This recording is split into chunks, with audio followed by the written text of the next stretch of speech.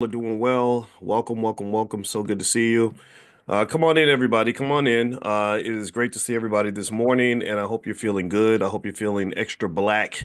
And if you don't know, every morning we get together and we talk about our wealth, we talk about our community, we talk about our families, we talk about our power, we talk about ways that we can all elevate. That's why we call this class economic elevation. So I want to say good morning to everybody who is choosing to be economically elevated. I hope everybody's having a great day. I hope you're feeling good today. I know I'm feeling good. I wasn't in the 5 a.m. club this morning. As you guys know, I normally get up early to work out, but I didn't. This morning was a rest day, so I slept like a baby, and I got a chance to wake up next to the most beautiful woman in the world. So hey, life is good over here. No complaints. No complaints at all. So anyway, so let me just hop in and start off the conversation where my brain was this morning. How many of you saw that thing with Stephen A. Smith and LeBron James? Anybody else see that in terms of what happened there? It was real crazy. Um, and by the way, I'm sending out the text message now. So if you want to get a text alert when we start class in the morning, just text the word morning to the number 87948. Text morning to 87948. But yeah, so so Stephen A. Smith and LeBron James had this interesting little side court thing that kind of happened, and I paid attention because I kind of followed these guys for a long time. I met Stephen A. Never met LeBron. And I respect them both. I really do. I have a lot of respect for how they've done their careers and the success that they've had. I think it's been quite remarkable. But what was interesting was that there was kind of this, I guess, this thing brewing over LeBron and his son Bronny. Bronny, if in case you don't know, Bronny struggled a little bit. He's Bronny's LeBron's oldest son, and he's playing for the Lakers, but I think he's playing on the in the G League. I guess that's the league that you go to until you're ready.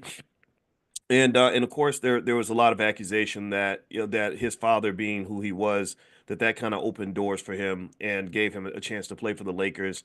When there are a lot of guys out here that that work really hard, that have a lot of talent, who would will never get a chance to play for the Lakers, and so there are a lot of people who are mad about that, and I thought that was interesting. I just kind of followed it. I kind of followed it, and I have some thoughts, and I'm going to try to organize my thoughts because I want to organize them in a way that's constructive. Like I don't want to just have a conversation about like, y'all, did y'all see what happened? Did y'all see what happened with those two? I don't want to do the gossipy part of it. I don't care about that. That's the I'm gonna leave that to the sports media. I'd rather talk about this as a black man, right? When I see LeBron and Stephen A. Kind of chest to chest in that way, I see this as a black man. I see this as a black man who's seen prominent black male confrontations throughout the years. I think a lot about black families. I think about the wealth angle of all of this. Believe it or not, there's the economic angles almost everywhere, and I just kind of thought about it deeply, and I want to share some of that with you in a way that hopefully will help us to process things in a certain way. Because remember that you guys know I'm a finance professor, and I like to talk about wealth and economics, and I'm gonna get into that for sure. But at the same time, wealth does not exist in a vacuum. When you're black, wealth exists within an ecosystem. It exists within your family. It exists within your community. It exists within your relationships. And one thing that we can maybe tell me if you can agree with me on this. The media loves it when black men fight in public. Give me a yes if you agree that black men, big rich, powerful, athletic black men beating each other up in public. Like that's like watching the circus. It's like, let's see what happens if we let the gorillas fight the polar bears, right? Like they like that stuff. They like seeing black going all the way to Biggie and Pac. Going all the way to Biggie and Pac. They love the beef. And we love serving beef. We like, oh, beef will get me clicks. Beef will get me attention. Beef will get me paid. And if anybody gets paid off of attention and clicks, it's definitely Stephen A. Smith, right? That's Stephen A. Great journalist. I don't have any, my friend. I have a friend named Jason Whitlock who just hates Stephen A. But Jason kind of hates everything. But I don't agree, with him on all his critiques of Steve. I think Stephen A. has a type of brilliance that I respect and admire. But then again, I have friends that just think Stephen A. is just ridiculous. My friend Willie D, from the Ghetto Boys. Willie and I are good friends. He was in my wedding, and Willie can't stand Stephen A. I have more of a nuanced perspective. I think Stephen A. I've met it. Maybe I'm biased because he did have me on his show when he had that Quite Frankly show. I was on there two or three times when I was teaching at Syracuse, and he was always respectful. And then I did something in Madison Square Garden on some show that they had there, and he was there, and he was very friendly. So I'm probably biased from my personal experience, but I'm gonna try to put that to the side for a minute and talk about facts in terms of linking this back to what we talk about every morning. Every day we get together and we talk about wealth and we talk about power, which they're connected, and how wealth and power is also impacted by relationships. So when I see these two powerful, big, powerful black men, one of them, each of them is, I bet Stephen A, if he's not there yet, he'll be worth several $100 million by the time he's done. LeBron is probably a billionaire or close to it. There's some black power in the building, right? This, and then power, wealth and power and attention. Attention is really the commodity, right? Like really, when you're black, if white folks put you on TV, then you got it made. That's it. If white folks put you on TV, you got it. Because LeBron would not be LeBron if it wasn't for the Lakers, if it wasn't for the NBA, these white-owned institutions that have given him a status because he's got tremendous talent. I saw it when I first saw him in high school. I said, this guy's going to be amazing. I'd never seen a person control a basketball game like this. And then Stephen A, his daddy is ESPN, owned by Disney, right? And many of you are shareholders in Disney, which if you're not, I think maybe it's something you want to think about. And so these are institutions, and this institutional power is something that we talk about. I talked to you all about the fact that a mistake that we make is we think that the person on the stage has the power. We think the person that with the light shining on him has the power. The person that we see has the power. No, the person on the stage doesn't have the power. The power belongs to the person who built the stage, right? The power belongs to the investors who built the platform that you're standing on. So you're standing up 20 feet in the air, but somebody had to build the platform that you're standing on. If they knock that thing out from under you, then you crumble to the ground. That's how prominent, allegedly powerful black men get destroyed, right? Because somebody underneath says, we're going to chop down this tree that you're standing on, and then you're going to come down to the ground like everybody else. And this happens. All they need is a scandal or something, and then they put it all over their networks and make you look like public enemy number one. Next thing you know, you're done, and they just replace you with somebody else. So, but with this being said, though, I do think LeBron and Stephen A. do have some degrees of independent power. Money is power, and talent is power, and both of them have that. And so, there's a couple of angles I want to drill into on this, and I promise you, this will ultimately be an economic lesson as well. But I really thought this was worth kind of breaking down and really looking at this for what it is. And maybe I see a couple of things that might help you kind of process this because there's really a teachable moment here. So first thing is let's talk about the foundation of the conflict. Why LeBron is pissed off at Stephen A, at least based on my perception, a big part of the reason he's annoyed with him. And I think it stems from, among other things, this earlier conversation that was always had when LeBron helped his son get into the NBA.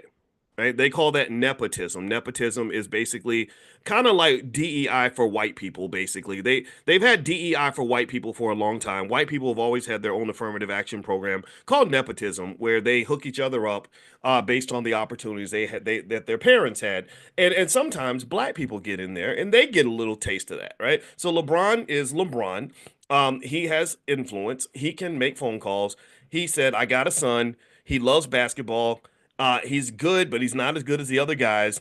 But I'm better than the other guys. So I'd like for you to bring my son so I can have like dad bring a son to work day. And so next thing you know, Bronny's playing on the court with his father, and he's clearly out of place. Like a lot of people are like, oh, he ain't ready. He ain't ready, right? And it's kind of hard for him, right? Because these big tall guys, it's really funny how these really big tall basketball players, they all date these like short women. And then their kids come out like smaller than them, right? Michael Jordan, big and tall. His wife, little tiny little lady. So his sons come out and they're like 6 feet tall, 6'1". How the hell are you gonna be a 6'1" Michael Jordan? It's not possible, right? LeBron, big tall, 6'8", King James, muscles. his wife is like, you can fit her into a suitcase. And then they have these kids that are like 6'1", 6'2". I think one of them is a little taller, like 6'6". And then the other one, Shaquille O'Neal. Man, you're big as a freaking house. And your wife is tiny enough that she can swing her she can sit on the toilet and swing her legs back and forth. Like she's like as tall as a 9-year-old. And so Shaq has these kids, and none of them are Shaq. Shaq did not produce another Shaq. So me being the scientist that I am and thinking about genetics, I do this. This is how I think. I'm a weirdo. Just let's accept that. I've owned it. As a weirdo, I'll see an athlete, and when I see an athlete dating another athlete, I just get excited. I'm like, whoa, those kids are gonna be so athletic. Like Noah Lyles has this beautiful dark-skinned Jamaican girlfriend, pretty as the day is long, and she's like a world-class sprinter.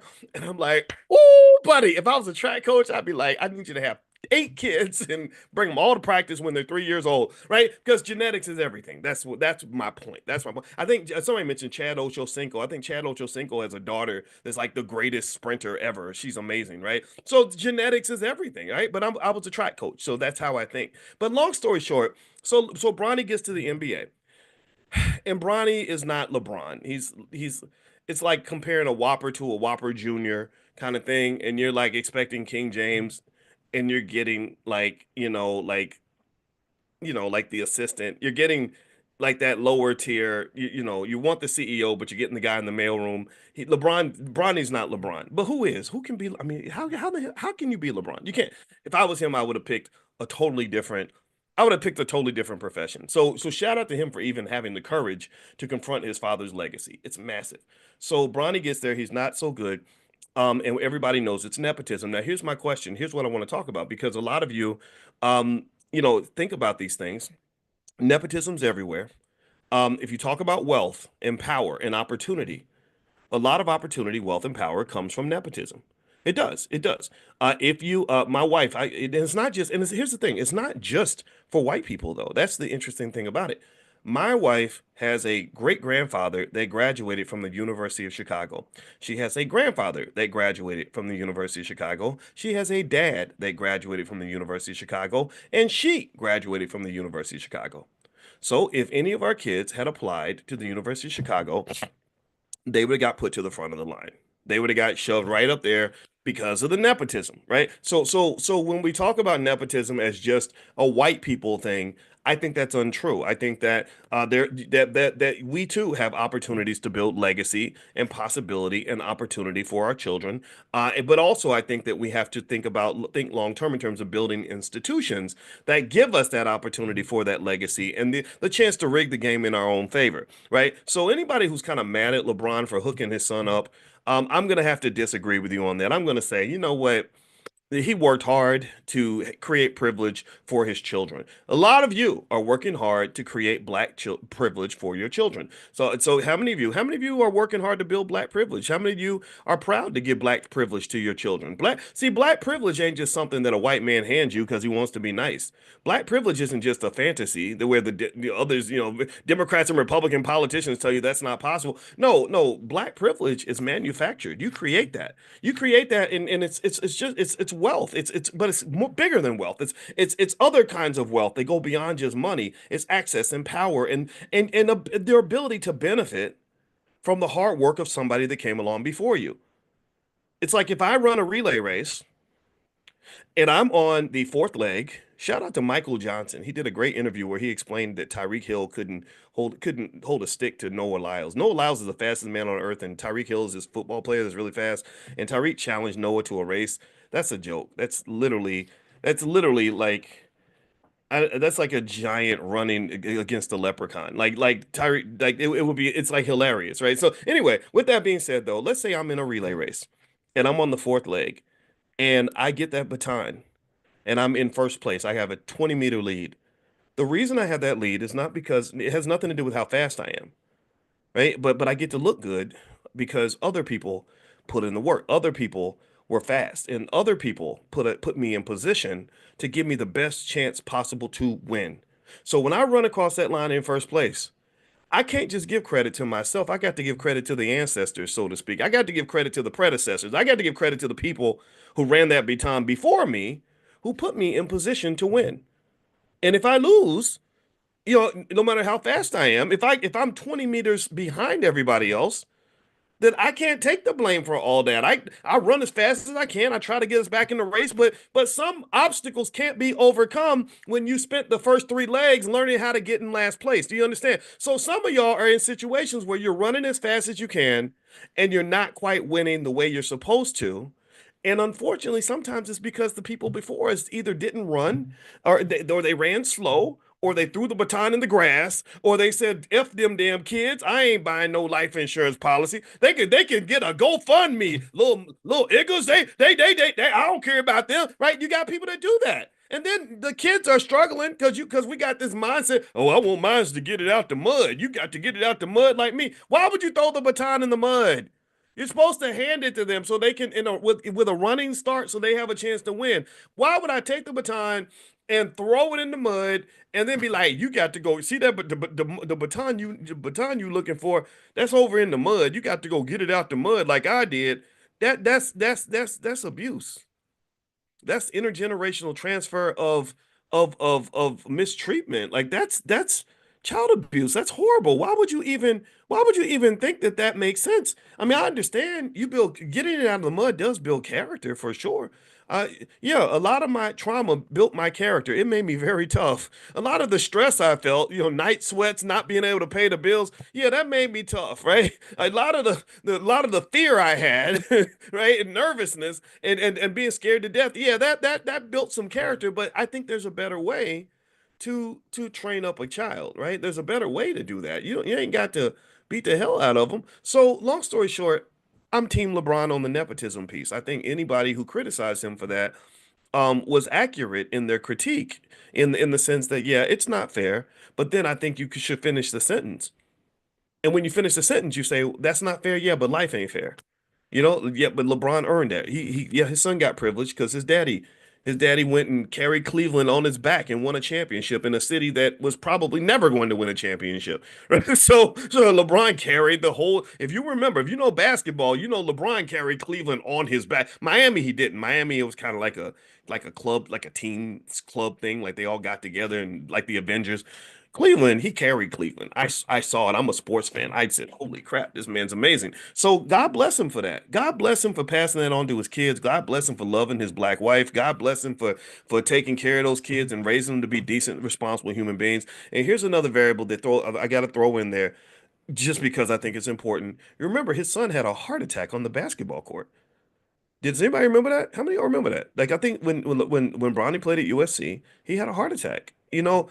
I can only imagine. Can you imagine how you'd feel when your 18-year-old son has a freaking heart attack, knowing that it could happen again at any time? Like if that doesn't give you an awareness that the clock is ticking for all of us and that tomorrow's not promised for anybody, my conversation with you may be the last conversation I ever have with you, then there's nothing I'm not gonna do for you, and I'm gonna do it for you immediately because I may never get a chance to do it again. So I get it. I that part I think is fine. I also encourage you, and when it comes back, let's circle back to the whole wealth conversations that we have every day. Get you some black privilege for your kids so you can stop hating on people that got their own privilege.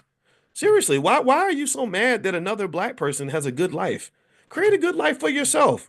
Stop thinking that being black means you're supposed to always struggle. You're supposed to hate your life. You're supposed to wake up depressed. You're supposed to be scared of white folks all day. Like that. That ain't being black.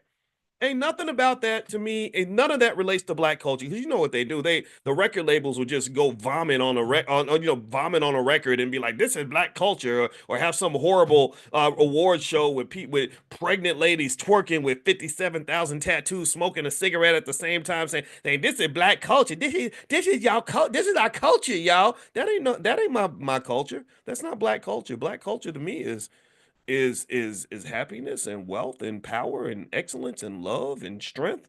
and preparation and investing and building and family, like that's black culture to me. I don't know what you got off of BET, but you need to understand that these people that run these platforms, they don't love you. They want you to think that your culture is in the mud. So that's why you telling your kids to go get it out the mud. I don't want my kids to get it out the mud. I'm not having my children eat out of the mud. I'm a man. I'm embarrassed if my children are eating out of the mud. No, you're gonna be eating filet mignon that I cook for you because you got a hardworking father who gives a damn. I think this should be a pride thing. And digging into that further, let's speaking of pride. One of the things that I saw when I saw this confrontation. So here's what happened with Stephen A. and LeBron. In case you don't follow this, so LeBron confronts Stephen A. courtside. He walks up. He's real, big beard, and he's like doing this. Stephen A. is standing there, and of course it becomes a thing, right? Because you got these two big, you know, famous men, alpha types that are sort of confronting each other on courtside, and that becomes a conversation, right?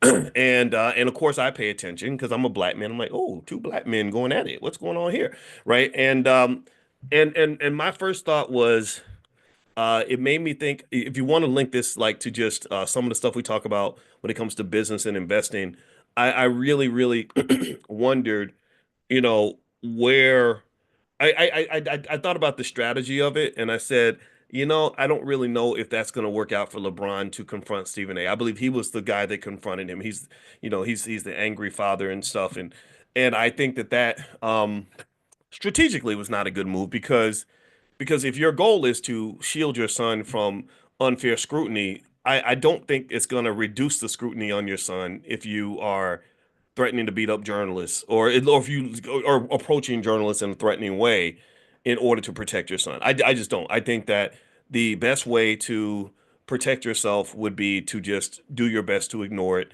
and accept it as part of the territory. Look, we're going to get scrutiny because this is the position that we're in.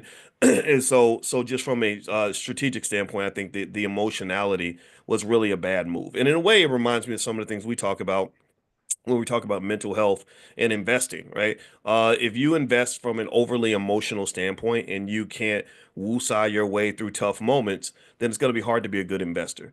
People that tend to be good in business and investing tend to be people that have emotional balance and emotional maturity. Not to say LeBron does not have this. Again, it's very personal because it's his son and everything else, and I get it.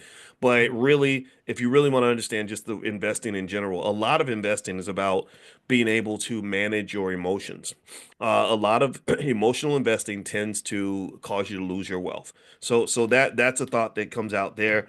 Um, the other thing too, I would throw out there is that I thought it was interesting that in case you saw it, didn't see it, but yesterday or today, I think that so now it's like okay, the beef is on and everybody's yapping back and forth. And I think Stephen A said something that was really kind of strange. He said, yeah, if LeBron had done XYZ, I would have swung on him. And I was like, what, you would have swung on him? Like you would have like y'all would have been out there fighting? And that is sad to me because I think because media makes a lot of money when they see black men fighting each other. They love that. They like the Kendrick and Drake beef. That was the big winners was pretty much media. And I think about even going back with Biggie and Pac, even though people knew, I think Biggie knew he was going to die. That's why his album was called Ready to Die and Life After Death. And then Pac knew he was going to die at some point. That's why he would have images of himself on a cross like Jesus and stuff like that. And I feel, and they both rapped a lot about death, right? So even in this, it was really unfortunate how at 25, 26 years old, we were thinking so much about death. But the 90s were really difficult. The 90s were very traumatic for black men. Nobody gives a damn. Nobody talks about it. But the 90s were very traumatic because that was the Biden crime bill. So a lot of your friends were either getting killed or going to prison. My best friend Greg Wilkins in Louisville, Kentucky, got shot in the head in front of his daughter, and and I was going to go see him right before I went back to school. So this was real stuff that black men deal with. So I become affected when I see just the media sort of enjoying the black male confrontation. I know it's going to happen. People are going to disagree, but really, I think that we have to be thoughtful about about sort of presenting hyper masculinity as our way of constantly dealing with each other. I saw Stephen A on the show, and now, mind you, this man's almost 60, but he's on the show and he's trying to fit in. He's trying to be the alpha. So he comes in with a big ass gold chain. I'm like, why are you wearing the gold chain? Kumo D? Like, what are you doing? And he's like looking like Nino Brown, like yeah, I'd have swung on him. That's what I would have done. Cause that's bullshit. And I'm like, bro, you're a grandfather. Like, what are you doing? Why are you trying to act like a 20-year-old rapper? Is this the culture? Again, going back to culture. I'm not saying I'm not putting white men on a pedestal at all. They shouldn't be on a pedestal, but I don't really see other cultures doing this. I don't. I don't. What the hell why is a 60-year-old flexing on a young athlete? I mean, LeBron's old compared to the other basketball players, but he's Stephen A's 57, actually. I'm 53. We're not supposed to be out here acting like we're kids. Like we're not supposed to like, yeah, man, I'm a flex on you, dog. I'm gonna whoop you. Let me tell you, this is a true story. This really happened, and this is again, this is all again what happens with when we're trained to sort of be hyper masculine with each other. It messes things up. It makes it very hard for black males to collaborate because everybody want to be the man. I'm the man. I'm the boss. Sir. You the yo. I'm the alpha. Noga. What are you doing? What are you doing? Why are we competing?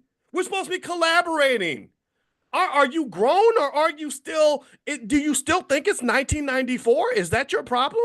Do I need to show you a clock? Do I need to put you in the mirror so you can see how many gray hairs you got in your beard, bro? Like, what are you doing? And you see it. You see it. You see 48-year-old rappers still trying to be young. Stop that. You're the mentor. You're the OG. You're the one that's supposed to bring logic and reason to the situation. You're not supposed to be trying to get gangster with somebody that's young enough to be your son.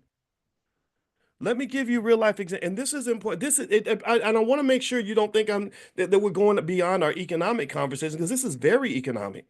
Very economic. I told you about the ridiculous conversations I had with Kanye West, where he calls me and I'm like, oh, you want to collaborate? Let's talk. And he's trying to be this rapper. And I'm like, bro, I'm not trying to be hip and cool anymore. I'm in my 50s. I don't want to be cool. I want to succeed. Being young, being hip and cool, that's for people in their 20s. But they call this the infantilization of the black male. The infantilization of the black male means that black men en masse, not all of them, not all of them. I'm talking about all some of y'all, a lot of y'all brothers really get this. When you're in media, you're supposed to act like a child or a thug or whatever. Like if you're not acting like a little girl, like 'cause they put a lot of black men in dresses in Hollywood. That's one thing they do. But then also, so if you're not a little girl, you need to be a little boy. What you cannot be is a grown, mature, emotionally intelligent man.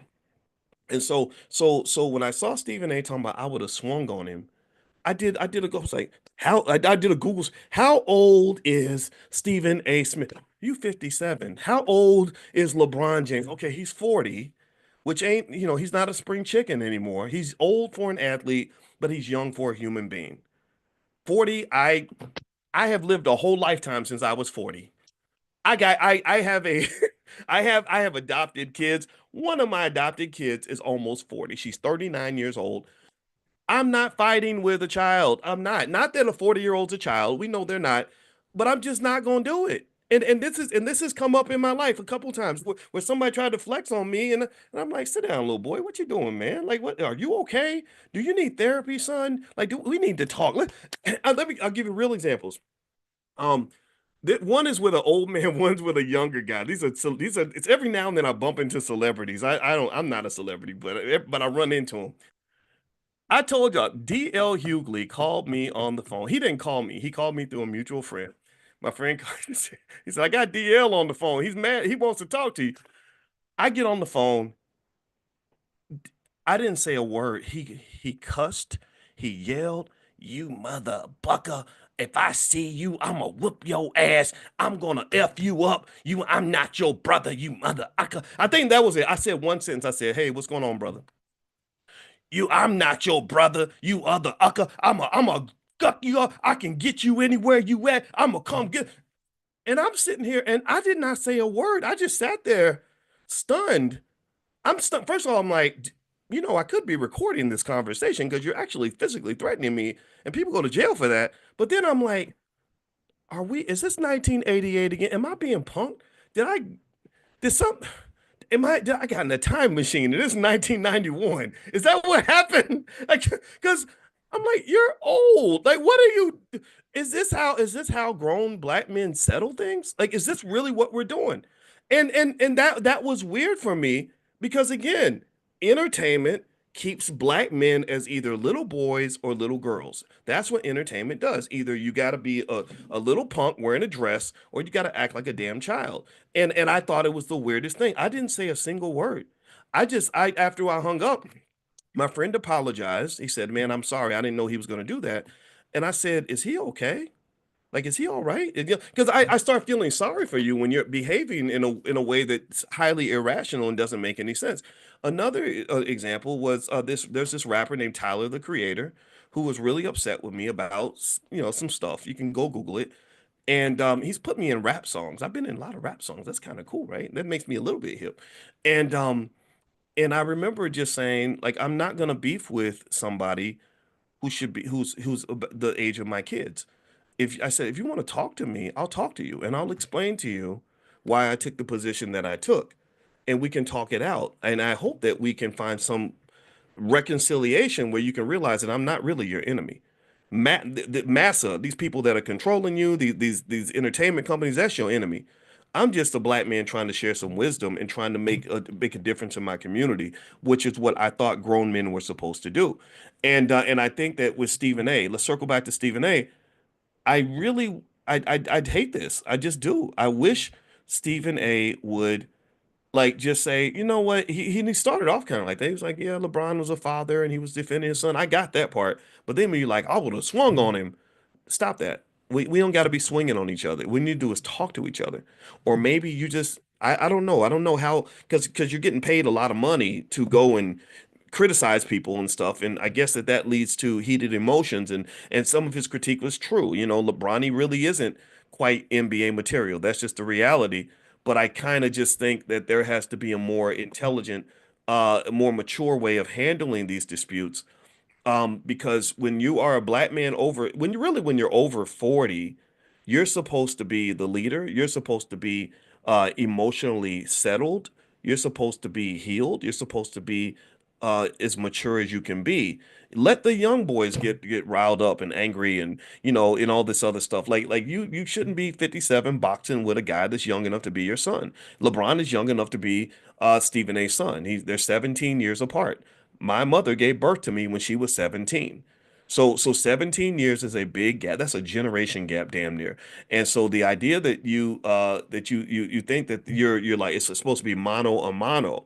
And remember, I'm not saying white people are wonderful and perfect and special because they screw up too, but I just don't see that. Like I've never, except, the only time I did see white people wanting to fight each other was I saw Mark Zuckerberg challenge Elon Musk to a cage fight or something. And Mark would have whooped his butt because Mark's been training to be a fighter. So I think Mark would have won that one. But so it's not to say white people are immune to this, right? But I just still think that we need to make masculinity and maturity cool again. I think we need to um make black men great again. Like bring back masculine maturity as an acceptable yet and really a preferred response to the violence, into the confrontation, into the chest thumping, alpha domination nonsense, because that's how you build together. That's how you create things. That's how you make things happen. Just understand that building as a group is a collaborative exercise, and collaboration doesn't coexist very well with competition. If I'm constantly competing with my collaborator, then we're not going to collaborate very well. Do you understand? Do you get what I'm saying? Do you understand how this links back to the economics and everything we talk about every day? And collaborative energy, and this is the where the trauma and the healing comes into play. Collaborative energy doesn't just require emotional maturity and emotional intelligence. It really requires emotional discipline. Because sometimes you feel a way. You feel like somebody hurt your feelings or somebody disrespected you or whatever. And you have to learn, like there's books like the Four Agreements that are out there. They can help you to just stop that. Like stop making assumptions, stop assuming that he's trying to take your stuff and he's trying to outdo you and that how well he's doing affects you or worrying about what people think. Like that's a big one too. Like people, are you gonna let him punk you like that? And people, I'm telling you, your little friends, your little goofy friends in your around you and this media, this big white owned media, they will chatter in your ear to the point where you will take every potential friend you have and make them into an enemy because you're trying to prove something to somebody. One of the biggest things that I embraced when it came to trying to learn how to be a grown man, I wanted to be a grown man. I didn't want to be a kid. Was stop worrying about what other people think. Because I've run into so many situations where I was clearly the more powerful person. I clearly could have flexed on somebody. I clearly could have crushed them if I wanted to. Because being Dr. Boyce Watkins does mean something in certain spaces. But people would be surprised because I would actually sit back and say, okay, let me be patient. Let's see what's going on here. Let's see it seems like they're really upset right now. So let's figure this out. And personally, you do this because you realize that a sledgehammer is not the way to solve every problem. In fact, sometimes the sledgehammer only creates more problems. It creates additional escalation. If you want to see an example of someone that's not all that emotionally intelligent, just look at the president. I don't care if you're a Democrat or Republican. Donald Trump, in his quest to be the alpha male gangster of the earth, is running around destroying relationships, disrespecting people, fighting everybody. And again, I'm not telling you, some of y'all are Republicans, and that's okay. Some of the things that the Trump administration has done are okay. I'm not saying that it's all bad. I told you I didn't vote for either party, but really, and when you really look at the core of just the kind of person he is, there's a reason why he got along with Kanye West. They're both assholes. So I don't think anybody wants to build very much with an asshole. People will submit, and in fact, actually, there was something I saw where they showed dogs. They might tell me if you ever saw this video. They showed this one dog that was with other dogs, and the other dogs were trying to drink water, and the big dog was like pushing, like he knocking over everybody's bowl and pushing everybody away so he could get all the water for himself. But then you had another dog that was leading the other dogs to the water so everybody could drink. And they basically on the video they said this is the difference between a leader and a boss. Right? See, too many people, and a lot of black male culture is influenced by hip hop. Hip hop, in many cases, not all of it, but a lot of it's about being the boss. I'm the man. Look at me. I'm better than you. You see my private jet flying over you. That kind of nonsense, right? And this boss mentality means that people that are working with you will only submit to you. They submit to you because your power is so overwhelming and you're so abusive that they are afraid of you. They will follow you out of fear, but that's not real loyalty. They don't really respect you. They just fear you. But then a leader is someone who empowers others, right? A leader is somebody who says, "Yeah, I'm great, but I want all of us to be great." I'm extraordinary. I'm going to take the lead because I know I'm ready to do that. But I want you to be with me, when we're done, everybody's going to be better because we're doing this together. Do you understand? And I'm gonna tell you, LeBron has that. Michael Jordan was a boss. LeBron James is a leader. That's the difference. Michael Jordan, unfortunately, he won championships. He was great, but a lot of people didn't like Michael Jordan. A lot of his teammates don't have very good things to say about him. LeBron, his teammates have always seemed to love him. Not every one of them, of course. Nobody's perfect. But through the years, I saw LeBron take mediocre players and make them extraordinary. And because he would make sure they got the ball. He would help elevate their game. And I think he's probably doing that with his son. And I just love it. I think leadership is what benefits the world. Leadership is how you build empires. Leadership is where people will go to battle with you, not because they have to, but because they really want to. And whereas being the boss means everyone just talks about you behind your back and they think you're a jerk because all your insecurities have caused you to build 50-foot high walls and to mistreat other people, and that's not cool. So I would like to see some leadership in a situation like this, one that's very, very public. I think that it would be amazing to watch these two guys find a way to say, okay, here's what I did wrong. I apologize for that. Let's fix this or whatever. Maybe they won't ever do it. They, because they got jobs to do. They got bosses to deal with. I ain't got no boss though. But I'm gonna tell you, at the end of the day, when I'm trying to be the best builder I can be, and ain't nobody got it perfect. I mess it up sometimes too. We all do. But I encourage you to learn leadership. Teach your children leadership. If you teach them leadership, then they'll never have to go to battle alone. They will be able to build empires. They will be able to get things done. They will be able to build wealth. They will always have business collaborations. They will always have possibilities, and they're always going to have opportunities because when you are alone, that's when your oppressor, your colonizer can exploit you because you have no backing. A leader always has people having their back, so they ain't got to go to the colonizer to get an opportunity. They can create opportunities with the people around them. Do you understand what I'm saying? Do you get what I'm saying? Give me a yes if you're following me. I know I said a lot. I want to make sure I did something good today and I shared a lesson that's going to really help us. So leadership, and in fact, leadership is not. It's so important that I think that children should be formally taught leadership early in life. Why is that? That leadership is important because number one, leadership does help you build empires. Great leaders build great empires. The second thing is leadership will help you have the courage to walk away from a failing culture.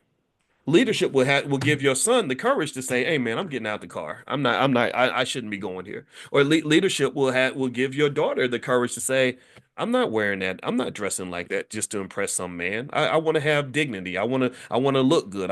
But I don't want to be. I'm not trying to be like sexy red just because everybody else is doing it, right? So leadership, it starts with you. Starts with you. Before you lead other people, you got to be able to lead yourself. Before you lead other people, you must be able to lead yourself. What am I talking about? Let me explain. Inside most of our heads, we have multiple personalities. If you're like me, how many of you know, how many of you go through this where you have like what you know you should do versus what you actually do, right? Or you're making a choice like, okay, do I go on my own path or do I follow the crowd? If I follow the crowd, then I fit in and I get to make friends and people like me and everybody approves of what I'm doing and da da da. But if I go my own direction, that's going to be harder because I won't have as many people backing me. They're going to tell me I'm crazy, that I'm wrong, or that I'm stupid, right? We all go through this and we have that internal battle. And the ability to discipline over lazy, sluggish behavior, right? The leadership ability to lead yourself to courage, even when it's not popular. The ability to say and do things that are not popular in your circle is really, really hard. Peer pressure is heavy, right? So leadership also starts like just with that. Like that part of leadership right there is the hardest part. But once you overcome that, what you find is that you truly get access to becoming what we talk about in theory, but we don't really actually practice, which is being a free, liberated black person. A free black person, to me, is a person who can do what they need to do and they're not constrained by the ideologies of white people or black people. You ain't scared of what the white man gonna say. You ain't scared of what the black man gonna say. Because black people, let's just be real. Some of our people say ignorant stuff.